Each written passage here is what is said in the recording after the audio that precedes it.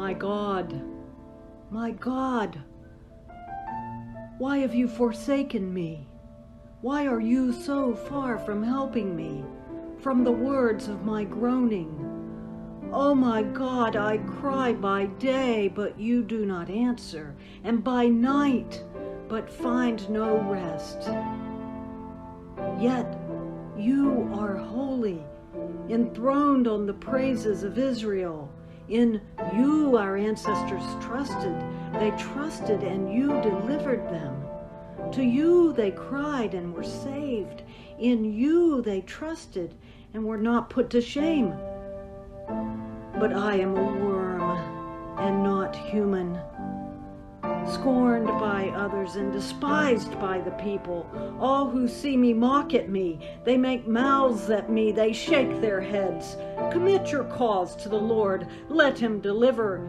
Let him rescue the one in whom he delights.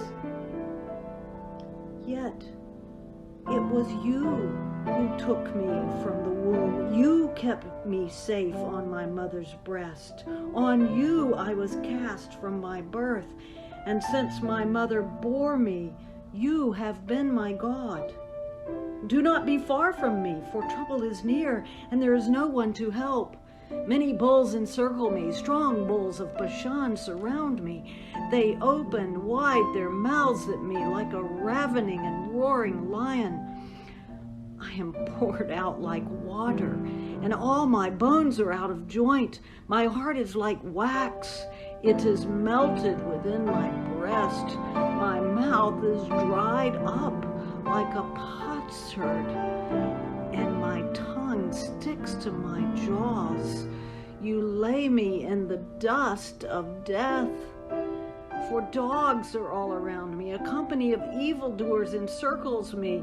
My hands and my feet have shriveled. I can count all my bones. They stare and gloat over me. They divide my clothes among themselves, and for my clothing they cast lots. But you, O Lord, do not be far away. O my help, come quickly to my aid.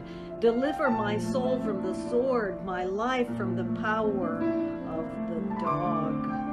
Save me from the mouth of the lion, from the horns of the wild oxen. You have rescued me.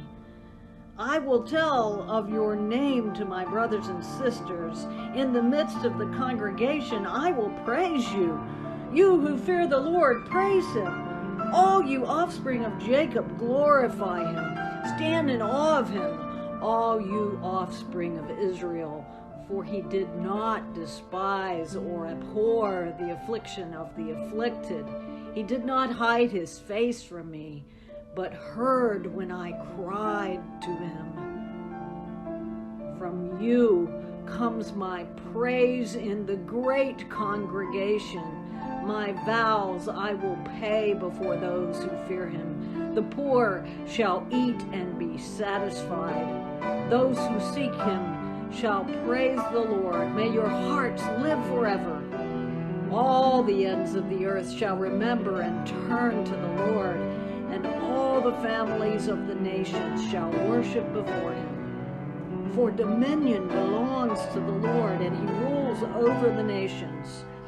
To him indeed shall all who sleep in the earth bow down. Before him shall bow all who go down to the dust, and I shall live for him. Posterity will serve him. Future generations will be told about the Lord and proclaim his deliverance to a people yet unborn, saying that he has done it.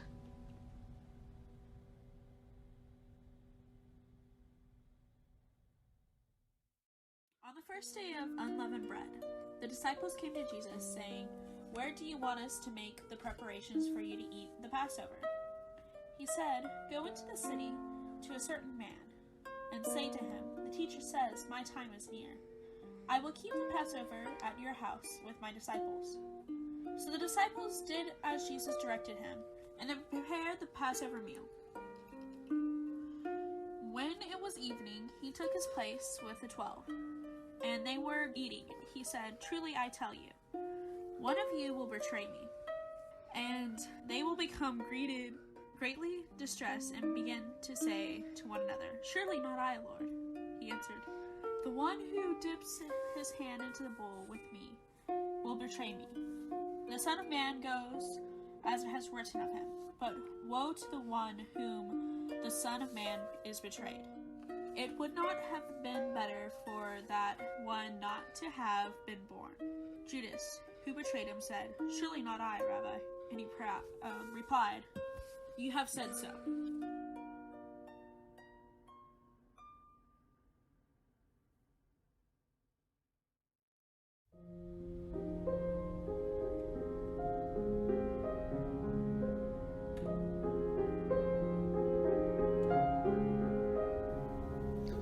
While they were eating, Jesus took a loaf of bread, and after blessing it, he broke it, gave it to the disciples, and said, "Take, eat, this is my body."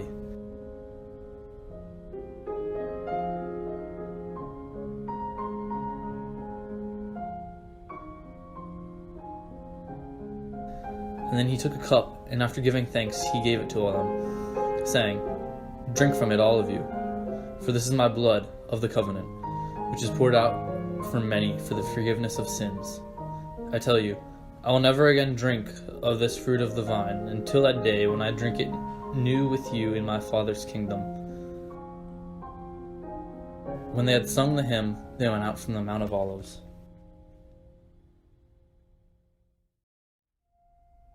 Then Jesus said to them, "You will all become deserters because of me this night. For it is written, I will strike the shepherd, and the sheep of the flock will be scattered. But after I am raised up, I will go ahead of you to Galilee." Peter said to him, "Though all become deserters because of you, I will never desert you." Jesus said to him, "Truly I tell you, this very night before the cock crows, you will deny me 3 times." Peter said to him, "Even though I must die with you, I will not deny you." And so said all the disciples.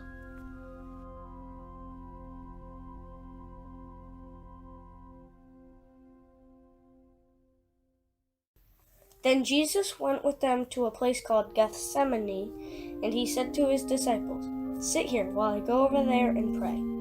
He took with him Peter and 2 sons of Zebedee, and began to be grieved and agitated.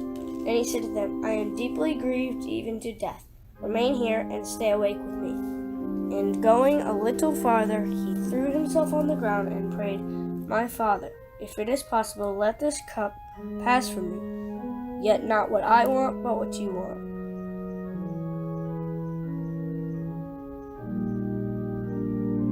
Then he came to the disciples and found them sleeping, and he said to Peter, "Could you not stay awake with me 1 hour?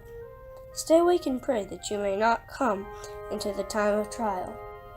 The spirit indeed is willing, but the flesh is weak." Again, he went away for the 2nd time and prayed, "My Father, if this cannot pass unless I drink it, your will be done." Again, he came and found them sleeping, for their eyes were heavy. So leaving them again, he went and prayed for the 3rd time, saying the same words. Then he came to the disciples and said to them, "Are you still sleeping and taking your rest? See, the hour is at hand, and the Son of Man is betrayed into the hands of sinners.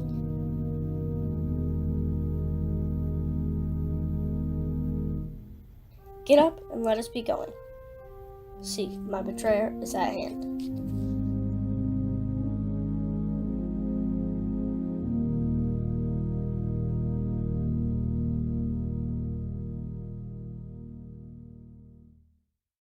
While he was still speaking, Judas, one of the 12, arrived, and with him was a large crowd with swords and clubs, from the high priest and the elders of the people. Now the betrayer had given them a sign, saying, "I will kiss the man arrested." At once he came up to Jesus and said, "Greetings, Rabbi," and kissed him. Jesus said to him, "Friend, Do what you are here to do." Then they came and laid hands on Jesus and arrested him.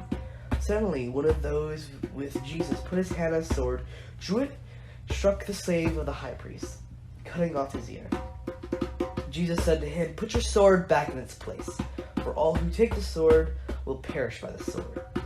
Do you think that I cannot appeal to the Father, and he will come at once and send more than 12 legions of angels? But how then would the scriptures be fulfilled, which I say must happen in this way?" At that hour Jesus said to the crowds, "Have you come out with swords and clubs to arrest me as though I was a bandit? Day after day I sat in the temple teaching, and you did not arrest me. But this has taken place so that the scriptures and prophets may be fulfilled." And then the disciples deserted him and fled.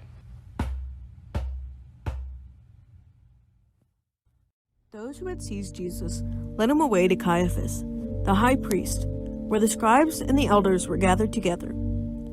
But Peter was following him at a distance, as far as the courtyard of the high priest, and entered in and sat down with the officers to see the outcome. Now the chief priests and the whole council kept trying to obtain false testimony against Jesus, so that they might put him to death. They did not find any, even though many false witnesses came forward. But later on, 2 came forward and said, "This man stated, 'I am able to destroy the temple of God and to rebuild it in 3 days.'" The high priest stood up and said to him, "Do you not answer? What is it that these men are testifying against you?" But Jesus kept silent. And the high priest said to him, "I adjure you, by the living God, that you tell us whether you are the Christ, the Son of God." Jesus said to him, "You said it yourself. Nevertheless, I tell you, hereafter you will see the Son of Man sitting at the right hand of power and coming on the clouds of heaven." The priest tore his robes and said, "He has blasphemed.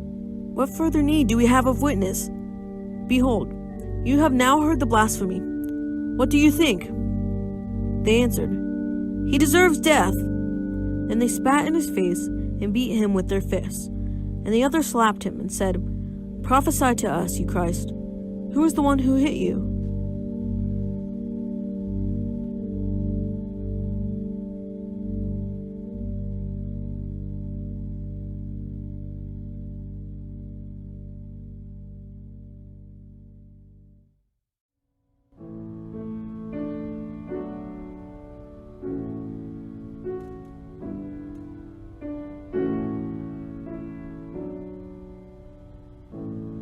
Now Peter was sitting out in the courtyard, and a servant girl came to him. "You were also Jesus of Galilee," she said. But he denied it before them all. "I don't know what you're talking about," he said.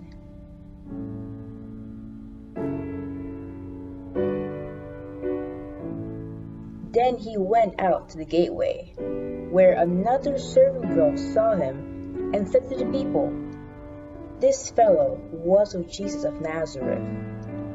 He denied it again, and with an oath, "I do not know the man."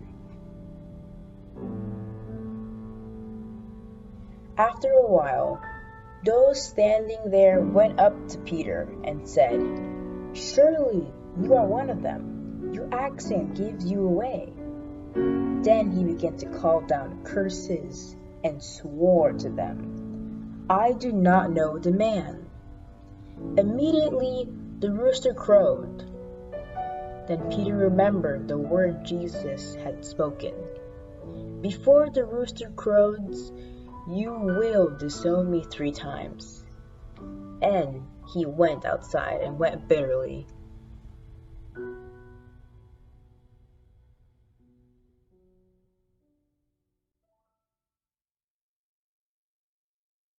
When morning came, all the chief priests and the elders of the people conferred together against Jesus in order to bring about his death.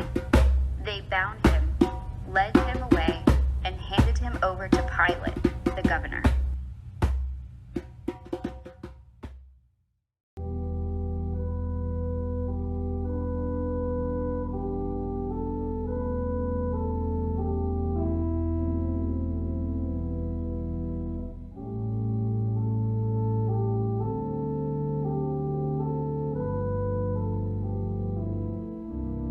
When Judas, his betrayer, saw that Jesus was condemned, he repented and brought back the 30 pieces of silver to the chief priests and the elders.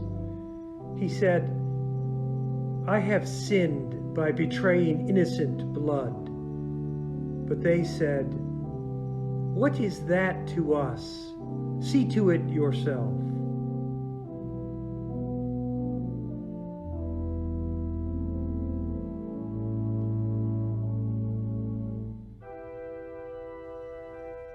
Throwing down the pieces of silver in the temple, Judas departed, and he went and hanged himself.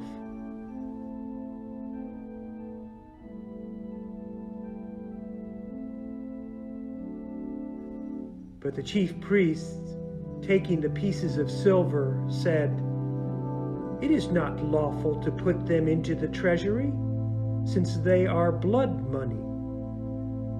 After conferring together, they used them to buy the potter's field as a place to bury foreigners. For this reason, that field has been called the Field of Blood to this day.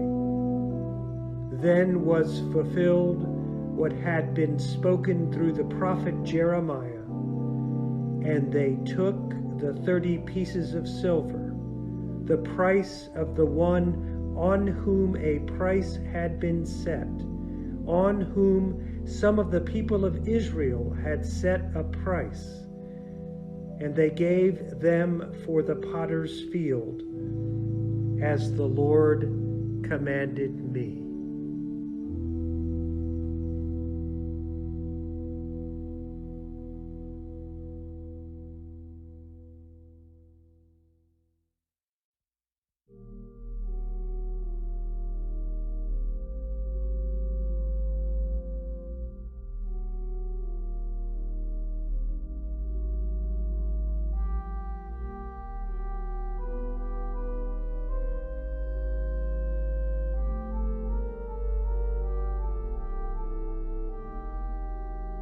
Now Jesus stood before the governor, and the governor asked him, "Are you the king of Jews?"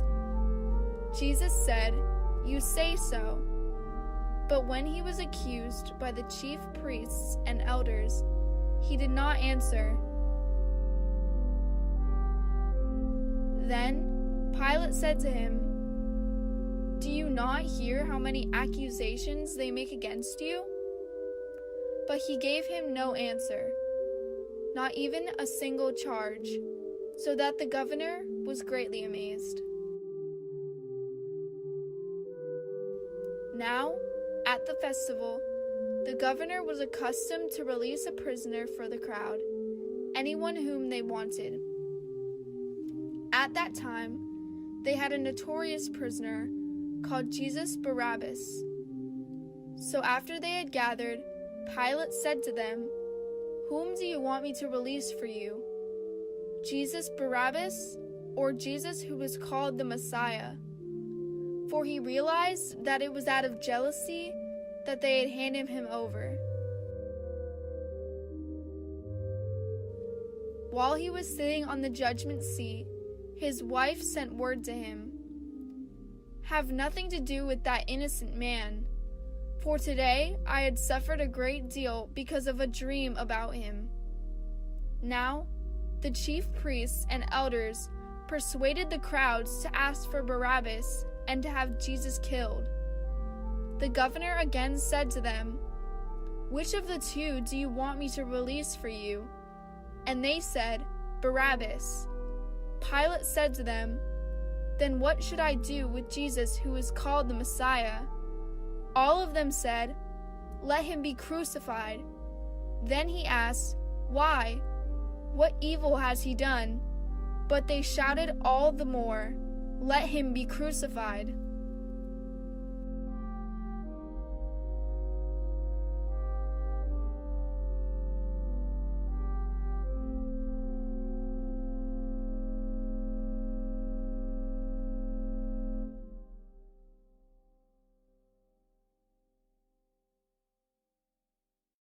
So when Pilate saw that he could do nothing, but rather that a riot was beginning, he took some water and washed his hands before the crowd, saying, I am innocent of this man's blood. See to it yourselves. Then the people as a whole answered, His blood be on us and on our children. So he released Barabbas for them, and after flogging Jesus, he handed him over to be crucified.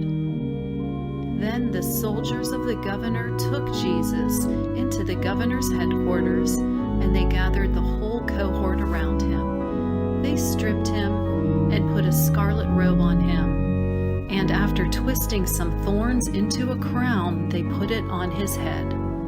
They put a reed in his right hand and knelt before him and mocked him, saying, Hail, King of the Jews! They spat on him and took the reed and struck him on the head. After mocking him, they stripped him of the robe and put his own clothes on him. Then they led him away to crucify him. As they went out, they came upon a man from Cyrene named Simon. They compelled this man to carry his cross, and when they came to a place called Golgotha, they offered him wine to drink, mixed with gall. But when he tasted it, he would not drink it. And when they had crucified him, they divided his clothes among themselves by casting lots. Then they sat down there and kept watch over him. Over his head they put the charge against him, which read, This is Jesus, King of the Jews. Then the two bandits were crucified with him, one on his right and one on his left. Those who passed derided him, shaking their heads and saying, You who would destroy the temple and build it in 3 days, save yourself. If you are the Son of God, come down from the cross. In the same way the chief priests also, along with the scribes and elders, were mocking him, saying, He saved others, he cannot save himself. He is the King of Israel. Let him come down from the cross now, and we will believe in him. He trusts in God. Let God deliver him now, if he wants to, for he said, I am God's son. The bandits who were crucified with him also taunted him in the same way.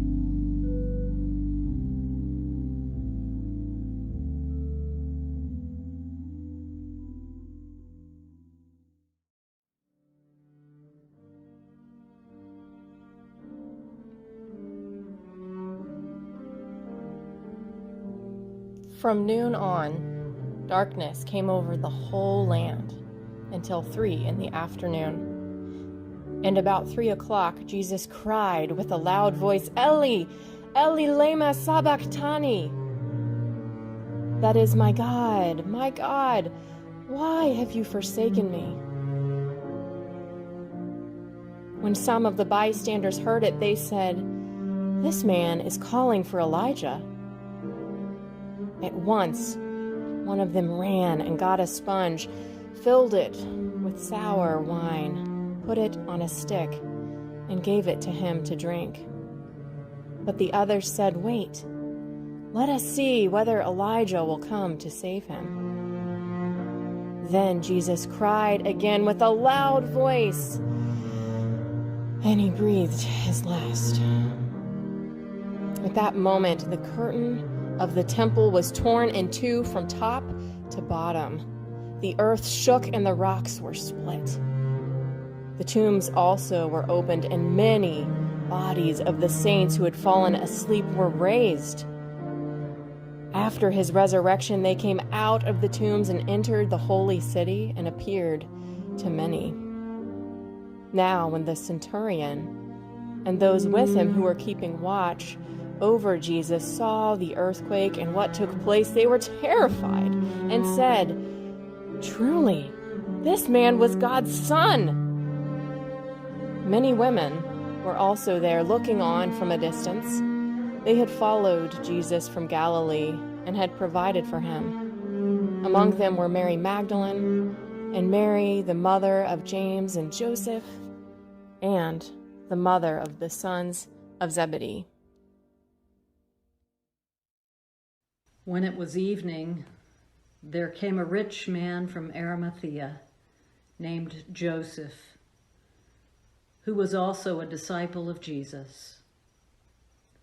He went to Pilate and asked for the body of Jesus. Then Pilate ordered it to be given to him. So Joseph took the body and wrapped it in a clean linen cloth and laid it in his own new tomb, which he had hewn in the rock. He then rolled a great stone to the door of the tomb and went away. Mary Magdalene and the other Mary were there, sitting opposite the tomb. The next day, that is after the day of preparation, the chief priests and the Pharisees gathered before Pilate and said, "Sir, we remember what that impostor said while he was still alive.